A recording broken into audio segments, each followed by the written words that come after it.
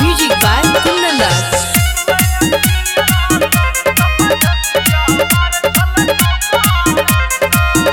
जिए धोती मधेसिया के शान रे, अकर आगा करे सब सलाम रे।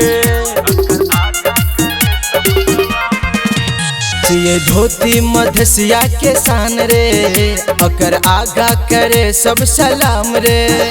बउआ कर ने रहला मुँह लग गलो तला, फेमस है अपने नाम सो जनकपुर।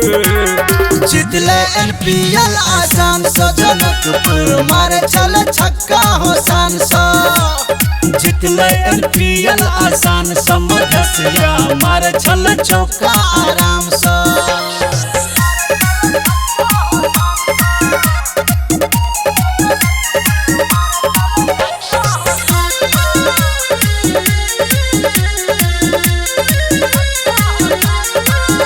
तोरे जो बकलोल में भेलो कंट्रोल, लगले सपोर्टर के मारे रे। पीट लगले तू ढोल कर लगले टरोल, गाब लगले विरोधी में गीत है रे। जोर जो बकलोल में भेलो कंट्रोल, लगला सपोर्टर के मारे रे। पीट लगला ढोल कर लगला टरोल, गाब लगला विरोधी में गीत रे।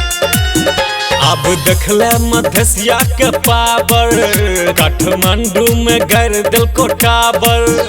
पहले दिल को लो भाई दूटा गेम जिताई, तब लल को धोती में लिपट कर। जितले NPL आसान सो जनकपुर, मारे छल छक्का हसान सो। जितले NPL आसान सो मधेसिया, मारे चल चौका आराम सो।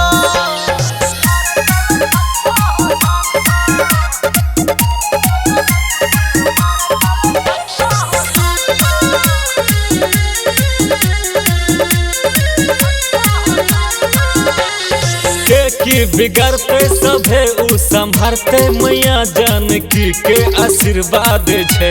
नहीं डरल छिए बस लड़ल छिए, मधेसी अपन पहचान का लेल।